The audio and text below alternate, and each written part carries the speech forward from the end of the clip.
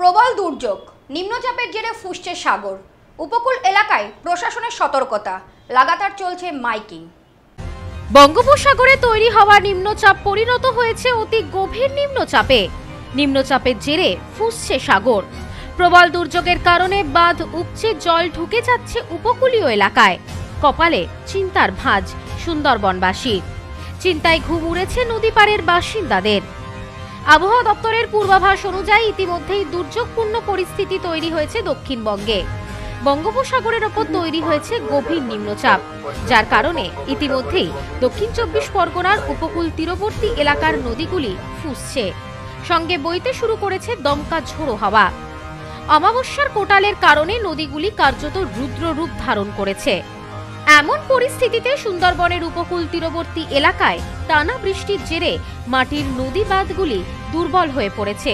প্রবল জলোচ্ছ্বাসের কারণে ওই বাঁধগুলি ভেঙে যাওয়ার আশঙ্কায় রয়েছে গ্রামবাসী। জল এবং জঙ্গলে ঘেরা সুন্দরবন। প্রাকৃতিক দুর্যোগের ভয়াবহ রূপ দেখেছে সুন্দরবনবাসী। আমফান থেকে শুরু করে ঘূর্ণিঝড় রিমাল, ইয়াস, প্রত্যেকটি ঘূর্ণিঝড়ের ভয়াবহভাবে ক্ষতি হয়েছিল সুন্দরবনে। তবে নতুন করে আবহাওয়ার এই খবরে চিন্তিত সকলে। আজ অর্থাৎ বুধবার সকাল থেকেই প্রবল দুর্যোগ শুরু হয়েছে সুন্দরবনে। ভারী থেকে অতি ভারী বৃষ্টিপাতের কারণে পাথর প্রতিমায় বাঁধ উপচে নদী ও সমুদ্রের জল ঢুকে পড়েছে লোকালয়ে। আর জানিয়ে রীতিমতন আতঙ্কিত হয়ে পড়েছেন বাসিন্দারা। আবহাওয়া দপ্তরের পূর্বাভাস অনুযায়ী আগামী দুদিনে এই নিম্নচাপ শক্তি বাড়িয়ে আরও গভীর নিম্নচাপে পরিণত হয়ে যাবে। আর যার জেরে দক্ষিণবঙ্গের প্রত্যেকটি জেলায় ভারী থেকে অতি ভারী বৃষ্টিপাতের পূর্বাভাস রয়েছে সপ্তাহ জুড়ে। জেলার সুন্দরবনে জলোচ্ছ্বাসের সম্ভাবনা সব থেকে বেশি।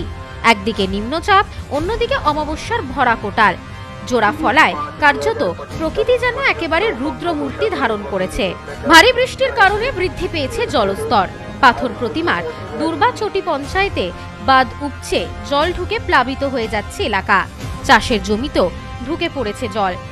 অন্যদিকে নামখানার ফ্রেজারগঞ্জ, নারায়ণগঞ্জ, পাথর প্রতিমার গোবর্ধনপুর সহ একাধিক জায়গায় বাঁধের অবস্থা বেহাল।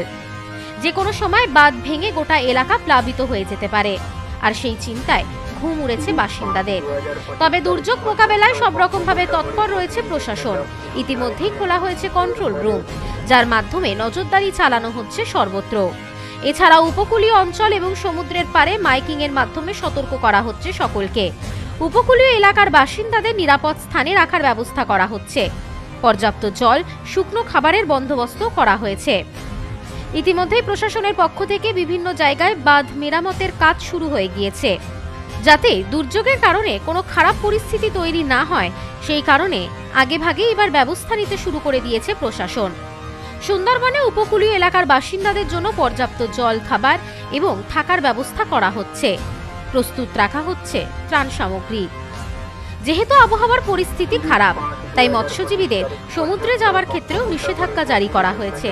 ইতিমধ্যে বিভিন্ন উপকূলীয় অঞ্চলে গিয়ে সেখানকার পরিস্থিতি খতিয়ে দেখা হচ্ছে প্রশাসনের পক্ষ থেকে। বাঁধ মেরামতের কাজ চলছে জোর কদমে। এক কথায় এই প্রাকৃতিক দুর্যোগ মোকাবেলা করতে প্রস্তুত প্রশাসন। আর তার জন্য আগে থেকেই নেওয়া হচ্ছে সব রকম ব্যবস্থা।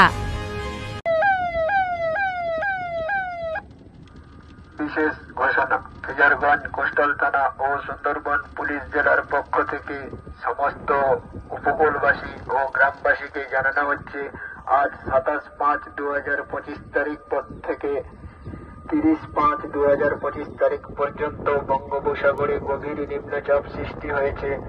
এর ফলে ভারী থেকে অতি ভারী বৃষ্টি, সেই সঙ্গে ঝড়ো হাওয়া হওয়ার সম্ভাবনা রয়েছে। আপনারা নিরাপদে থাকবেন, ফ্ল্যাট হাউসে আশ্রয় নেওয়ার চেষ্টা করবেন।